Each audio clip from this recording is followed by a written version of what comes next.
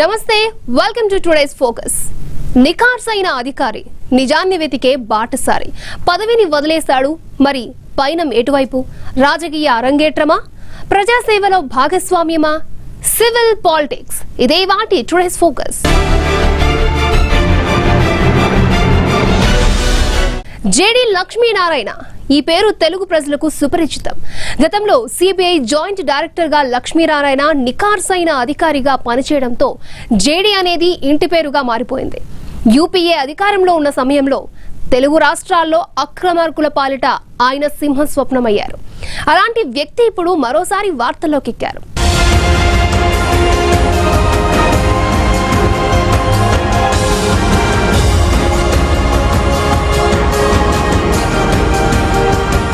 JD Lakshminarayana ఈ పేరు తెలుగు రాష్ట్రాలకు ఒకప్పుడు సుపరిచితం.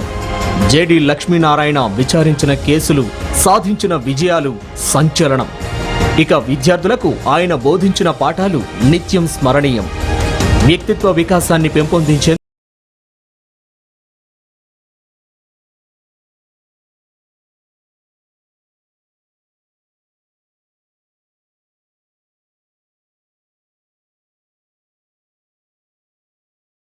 ఏపీలో సేవలందించిన ఆయన ఎలాంటి ఒత్తిళ్లకు లొంగకుండా నిజాయితీగా వ్యవహరించి డైనమిక్ అధికారిగా పేరు తెచ్చుకున్నారు. అధికారులకే కాదు, ప్రజలకు కూడా ఆ సమయంలో ఆదర్శంగా నిలిచారు. అయితే ఇప్పుడు ఆయన తీసుకున్న నిర్ణయం సంచలనంగా మారింది. ప్రస్తుతం మహారాష్ట్రలో అడిషనల్ డీజీగా పనిచేస్తున్న లక్ష్మీనారాయణ అకస్మాత్తుగా తన పదవికి రాజీనామా చేశారు. ఆయన పదవీ కాలం ఇంకా 7 ఏళ్లుంది. అయితే రాష్ట్ర రాజకీయాల్లో లక్ష్మీనారాయణ ఓ రకంగా తన నిర్ణయంతో ప్రకంపనలే లేపారు.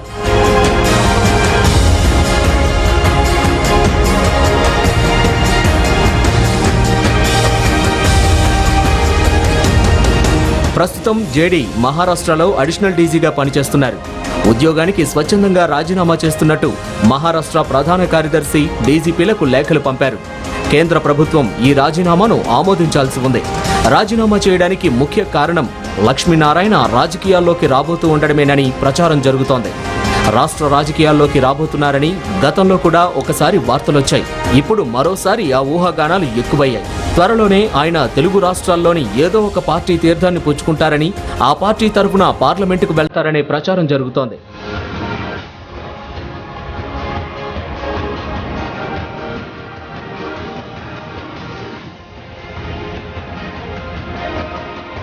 అయితే ఉన్నట్టుండి ఈ సిబిఐ మాజీ జేడీ లక్ష్మీనారాయణ స్వచ్ఛంద పదవీ విరమణకు దరఖాస్తు చేసుకోవడం తెలుగు రాష్ట్రాల్లో పెను ప్రకంపనలు సృష్టిస్తోంది. తన వీఆర్ఎస్ దరఖాస్తును అనుమతించాలన్నారు.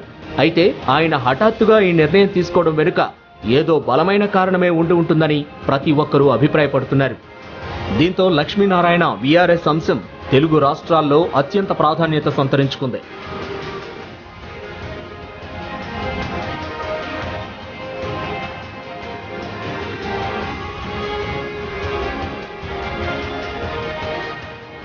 ఇంతకీ అసలు తాను వీఆర్ఎస్ తీసుకోవడానికి సిబిఐ మాజీ జేడీ లక్ష్మీనారాయణ కారణం ఏమని చెబుతున్నారంటే, కేంద్ర ప్రభుత్వం తనను లూప్ లైన్ పోస్టుకు బదిలీ చేయడంతో ఈ నిర్ణయం తీసుకుంటున్నట్లు చెబుతున్నారని తెలిసిందే.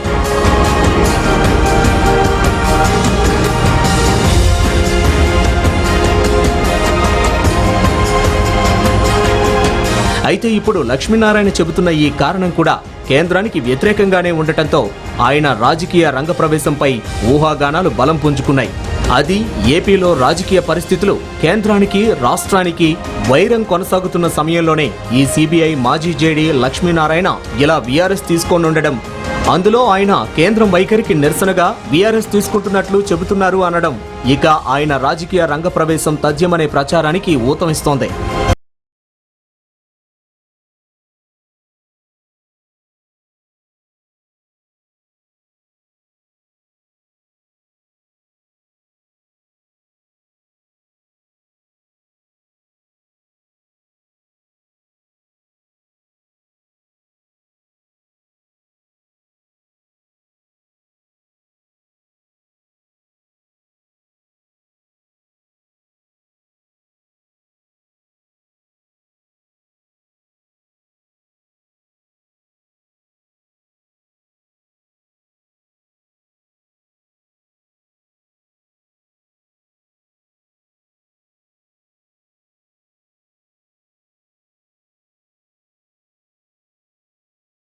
లేక ఊహాగానాలను నిజం చేస్తూ రాజకీయ అరంగేట్రం చేస్తారా? ఒకవేళ రాజకీయాల్లోకి వస్తే ఏ పార్టీ వెంట నడుస్తారు? లేక సొంత పార్టీని పెడతారా? సొంత పార్టీని స్థాపిస్తే ఆయన రాజకీయ అజెండా ఎలా ఉండబోతోంది? ఏపీకి ప్రత్యేక హోదా ఉద్యమం సాగుతున్న వేళ సిబిఐ జాయింట్ డైరెక్టర్గా ప్రజల్లో మంచి పేరు సంపాదించుకున్న లక్ష్మీనారాయణను జనం ఎంతవరకు స్వాగతిస్తారు? మొత్తం మీద ప్రస్తుత రాజకీయాల్లో ఆయన ఇమడగలరా? లేక సామాజిక కార్యక్రమాలకే పరిమితమవుతారా అనేది ఇప్పుడు ఆసక్తి రేపుతున్న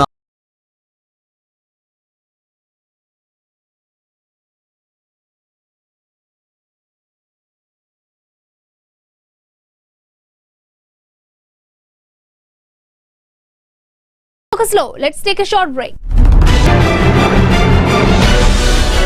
Welcome back to today's Focus.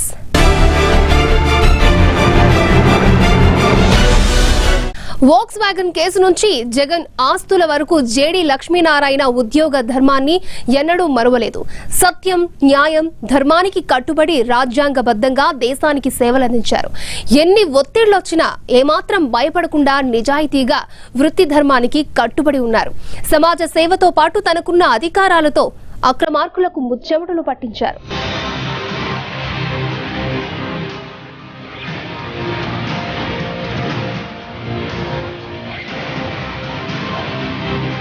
Telugu జాతికి మణిపూసలైన కొందరు మహానుభావులలో ఏపీకి చెందిన జేడీ లక్ష్మీనారాయణ ఒకరు. ఆయన కర్నూలు జిల్లాకు చెందిన మహారాష్ట్ర క్యాడర్ ఐపీఎస్ అధికారి.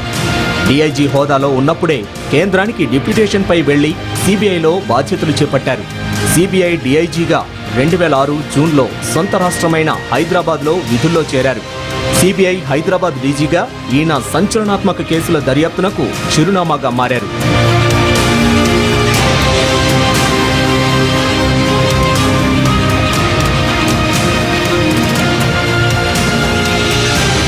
ఏప్రిల్ 3, 1965న కర్నూలు జిల్లా శ్రీశైలంలో ఆయన జన్మించారు. ఆయన వరంగల్లోని రీజనల్ ఇంజనీరింగ్ కాలేజీలో బ్యాచిలర్ ఆఫ్ ఇంజనీరింగ్ పూర్తి చేశారు. తరువాత చెన్నైలోని ఇండియన్ ఇన్స్టిట్యూట్ ఆఫ్ టెక్నాలజీలో ఎంటెక్ పూర్తి చేశారు. తరువాత సివిల్ సర్వీస్ పరీక్ష ఉత్తీర్ణులై మహారాష్ట్ర కేడర్ ఐపీఎస్ అధికారిగా చేరిన ఆయన తొలినాళ్లలో నాందేడ్లో ఎస్పీగా పనిచేశారు. తరువాత మహారాష్ట్రలో యాంటీ టెర్రరిస్ట్ స్క్వాడ్గా విధులు నిర్వహించారు. ఆయన హైదరాబాద్లో డిప్యూటీ ఇన్స్పెక్టర్ జనరల్ ఆఫ్ పోలీస్గా జూన్ 12, 2006 నుండి బాధ్యతలు నిర్వర్తించారు. జేడీ 2006లో ఇండియన్ పోలీస్ మెడల్ను కూడా పొందారు.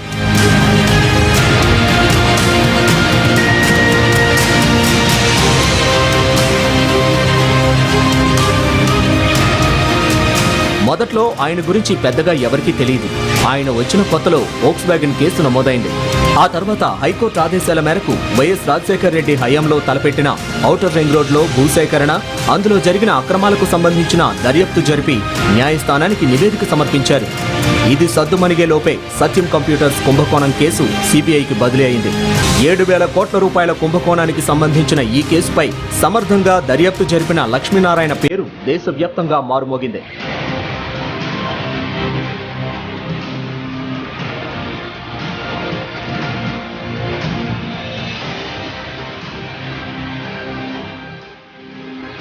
ఈ కేసు కొలికొచ్చే లోపే దాదాపు ఒకే సమయంలో Obulapuram mining company case, Jagan అక్రమాస్తుల కేసు, ఎంఆర్ ప్రాపర్టీస్ కేసులు నమోదయ్యాయి. ఇవన్నీ ప్రజాప్రతినిధులు తమ అధికారాన్ని అడ్డం పెట్టుకుని భారీగా అక్రమాలకు పాల్పడ్డ కుంభకోణాల కేసులే. ఓఎంసీ కేసు దర్యాప్తులో భాగంగా Karnataka MP Gali Janardhan Reddy, OMC MD శ్రీనివాసరెడ్డిలను అరెస్ట్ చేయడంతో లక్ష్మీనారాయణ వార్తల్లో వ్యక్తయ్యారు. అది మొదలు ఓఎంసీ కేసులో వరుసగా అరెస్టులు జరిగాయి. సీనియర్ ఐఏఎస్ అధికారి శ్రీలక్ష్మి, మైనింగ్ శాఖ ఉన్నతాధికారి రాజ్గోపాల్ తదితరులను అరెస్ట్ చేశారు.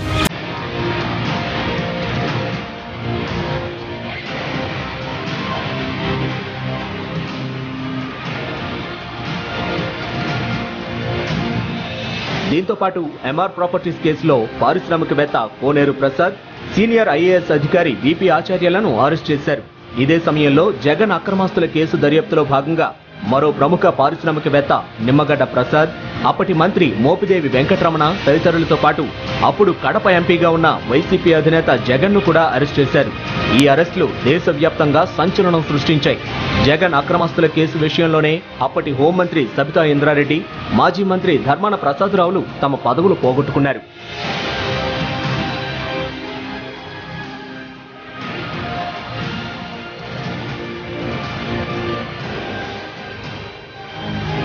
ఈ కేసులో దర్యాప్తు జరుగుతూ ఉండగానే ఓఎంసీ కేసులో అరెస్ట్ అయిన గాలి జనార్దన్ రెడ్డికి అక్రమ పద్ధతుల్లో బెయిల్ ఇప్పించేందుకు జరుగుతున్న ప్రయత్నాలపైన సిబిఐ కన్నేసింది. న్యాయమూర్తులకు పెద్ద ఎత్తున డబ్బు ముట్టజెప్పి బెయిల్ ఇప్పించేందుకు ప్రయత్నాలు జరిగాయి.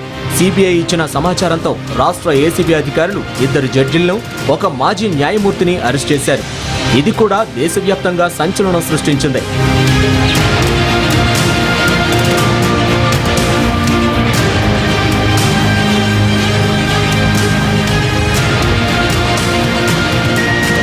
కర్ణాటకలో రాజకీయంగా దుమారం రేపిన గనుల కుంభకోణానికి సంబంధించి ఆ రాష్ట్ర మాజీ ముఖ్యమంత్రి యడ్యూరప్పపై నమోదైన కేసు దర్యాప్తు కూడా లక్ష్మీనారాయణే పర్యవేక్షించారు.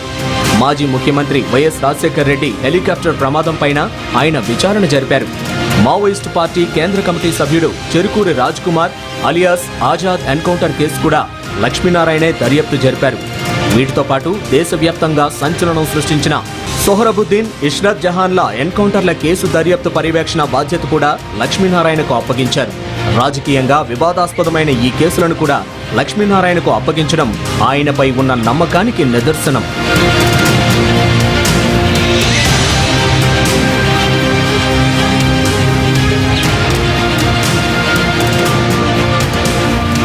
డిప్యూటేషన్ పై 2006లో రాష్ట్రంలో బాధ్యతలు చేపట్టిన లక్ష్మీనారాయణ పదవీ కాలం వాస్తవంగా 2011లోనే పూర్తయింది. అయితే అప్పటి ముఖ్యమైన కేసుల దర్యాప్తు వివిధ దశల్లో ఉన్నందున ఆయన పదవీ కాలం మరో 2 ఏళ్ల పాటు పొడిగించారు. 2013 జూన్ 10వ తేదీతో ఇది కూడా పూర్తయింది. దాంతో ఆయనను సిబిఐ విధుల నుంచి రిలీవ్ చేస్తూ ఉత్తర్వులు జారీ చేశారు. ఆ తరువాత ఆయన మహారాష్ట్రలో అడిషనల్ డీజీగా విధుల్లో చేరి ఇప్పుడు రాజీనామా చేశారు.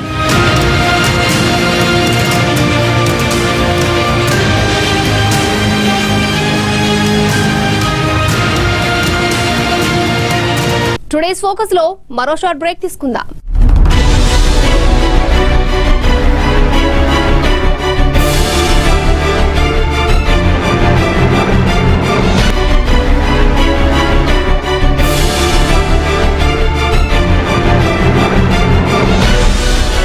Welcome back to today's focus.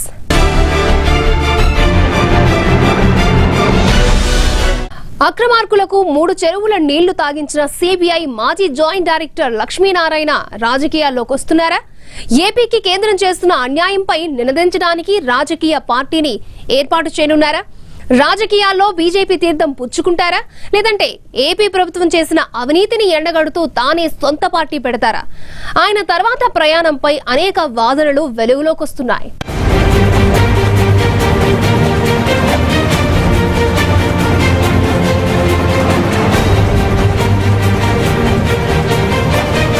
Maharashtra కేడర్కు చెందిన లక్ష్మీనారాయణ రాజకీయ ఎంట్రీ నిజమే అయితే ఆయన వైసీపీలో ఎలాగూ చేరలేరు. ప్రస్తుతం ఆయన ముందున్న బలమైన రాజకీయ పార్టీలు 2, టీడీపీ లేదా బీజేపీ. ఈ రెండింట్లో ఏదో ఒకదాన్ని ఆయన ఎంచుకోక తప్పదు. అలా అని ఆయన జాతీయ రాజకీయాలపై దృష్టి పెట్టే అవకాశం లేకపోలేదు. దీంతో టీడీపీలో చేరే ఛాన్స్ తక్కువే. ఇక యూపీఏ అధికారంలో ఉన్నప్పుడు సిబిఐ జేడీగా లక్ష్మీనారాయణ తెలుగు రాష్ట్రాలకు వచ్చారు. అప్పుడు జగన్ సిబిఐని కాంగ్రెస్ బ్యూరో ఆఫ్ ఇన్వెస్టిగేషన్ అంటూ పదే విమర్శించారు. అప్పటి కాంగ్రెస్ అధిష్టానం కావాలనే జగన్ ఆస్తుల కేసుపై దర్యాప్తుకు లక్ష్మీనారాయణను ప్రత్యేకంగా దింపిందనే విశ్లేషణ జరిగింది. ఒకవేళ అది నిజమైతే ఇప్పుడు ఆయన తెలుగు రాష్ట్రాల్లో రోజురోజుకు క్షీణిస్తున్న కాంగ్రెస్ కు పూర్వ వైభవం కోసం పనిచేసే అవకాశాలు లేకపోలేదనే చర్చ కూడా ఉంది.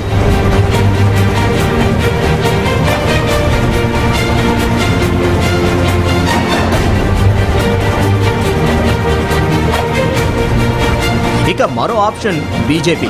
మహారాష్ట్ర కేడర్ అధికారిగా లక్ష్మీనారాయణ పనిచేస్తున్నారు. ప్రస్తుతం అక్కడ బీజేపీ అధికారంలో ఉంది. ఒకవేళ లక్ష్మీనారాయణ బీజేపీలో చేరితే ఆ పార్టీ రాష్ట్ర శాఖలో కీలక బాధ్యతలను అప్పగించవచ్చని అంటున్నారు. 2 తెలుగు రాష్ట్రాల్లోనూ బీజేపీ బలహీనంగా ఉంది. ఎన్నికలకు ఇంకా ఓ ఏడాది సమయం కూడా మిగిలింది. ఈ గడువులోగా ఆయనకు ఏపీలో పార్టీ పగ్గాలను అప్పగిస్తే ఎంతో కొంత మేలు ఉంటుందనే అభిప్రాయం వినిపిస్తోంది.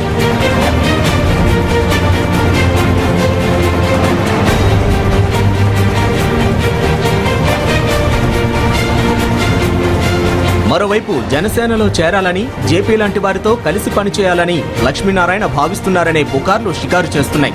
అయితే జేడీకి అత్యంత సన్నిహితులు చెబుతున్న వాదన మరోలా ఉంది. ఆయనను ఎలాగైనా ఏపీ బీజేపీలో చేర్చుకోవాలని బీజేపీ భావిస్తోందట. ఇప్పటికే ఈ విషయంపై ఆయనతో అనేకసార్లు సంప్రదింపులు జరిగాయని సమాచారం. మహారాష్ట్రలో పనిచేస్తున్న గత కొంతకాలంగా ఆయన ఆంధ్రప్రదేశ్లో గ్రామస్థాయి నుంచి తనకు విపరీతమైన ఫాలోయింగ్ ఉంది. ఈ మధ్య కాలంలో కొన్ని సంస్థల కార్యక్రమాలకు హాజరైన లక్ష్మీనారాయణ యువతను ఉద్దేశిస్తూ స్ఫూర్తి నింపే ప్రసంగాలు చేస్తూ వచ్చారు.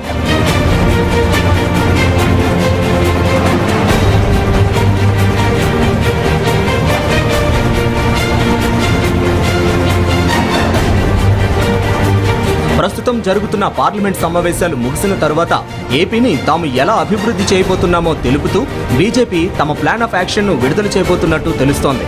అదే సమయంలో తెలుగుదేశం ప్రభుత్వపు అవినీతిని కళ్లకు కట్టేలా సాక్ష్యాలతో సహా ప్రజల ముందు బట్టబయలు చేసేసి ఎన్నికల బరిలోకి దూకే ఆలోచన చేస్తోంది బీజేపీ.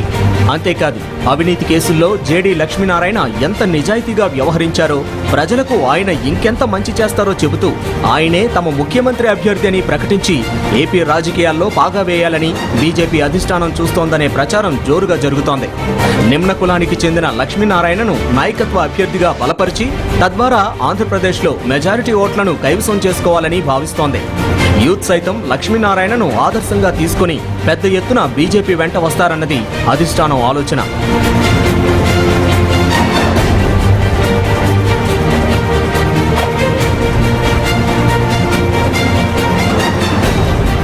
ఇవన్నీ ఊహాగానాలు పక్కన పెడితే ఇప్పటికిప్పుడు ఆయన రాజీనామా చేయాలనే నిర్ణయం వెనుక ఎవరున్నారు?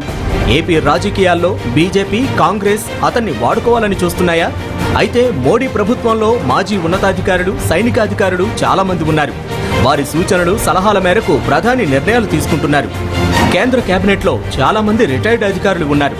వారిలాగే జేడీ లక్ష్మీనారాయణను తమతో చేర్చుకోవాలనే మోడీ ఎత్తుగడ వేశారా?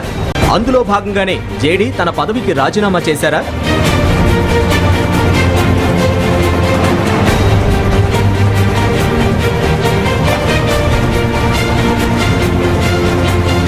అయితే మహారాష్ట్ర కేడర్కు చెందిన లక్ష్మీనారాయణకు అక్కడి వారితో సత్సంబంధాలుంటాయి. ప్రభుత్వ ప్రమేయం లేకుండా జేడీ లక్ష్మీనారాయణ ఇలాంటి నిర్ణయం తీసుకుంటారా? ఇక జేడీ లక్ష్మీనారాయణకు స్వామి వివేకానంద స్ఫూర్తి. జాతీయ భద్రతా సలహాదారు అజిత్ దోవల్ స్వామి వివేకానంద ఫౌండేషన్ ను నడిపించారు. వివేకానంద ఫౌండేషన్ తరహాలోనే అన్ని రాష్ట్రాల్లో థింక్ ట్యాంక్స్ నడుస్తున్నాయి. వాటిలో ప్రధానంగా రిటైర్డ్ ఐఏఎస్, ఐపీఎస్, సైనికాధికారులే ఉన్నారు. ప్రస్తుతం మోడీ ప్రభుత్వానికి అండదండగా నిలుస్తూ ప్రభుత్వ పథకాల్లో కీలక పాత్ర పోషిస్తున్నారు. తాజాగా కేంద్ర మంత్రివర్గ విస్తరణలో మోడీ బ్యూరోక్రాట్లకు ప్రాధాన్యతనిచ్చారు. కేరళకు చెందిన కేజే అల్ఫోన్స్ మంత్రిగా బాధ్యతలు స్వీకరించారు.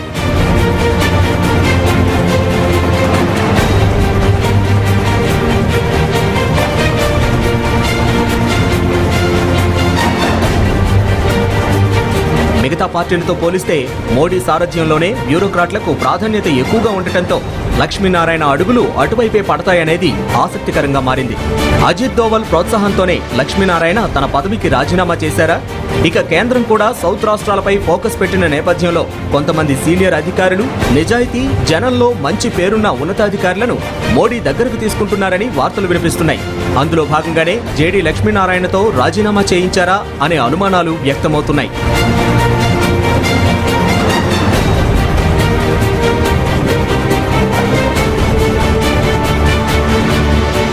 మొత్తం మీద యూత్ ఐకాన్ గా మారిన సిబిఐ మాజీ జాయింట్ డైరెక్టర్ లక్ష్మీనారాయణ రాజకీయాల్లోకి వస్తే అనేక మార్పులు వస్తాయని రాజకీయ విశ్లేషకులు చెబుతున్నారు. చూద్దాం మాజీ జేడీ అడుగులు ఎటువైపు పడతాయో. ఇదే వాటి టుడేస్ ఫోకస్. రేపటి ఫోకస్ లో మళ్ళీ కలుద్దాం. చూస్తూనే ఉండండి భారత్ టుడే, దేశం కోసం, ధర్మం కోసం.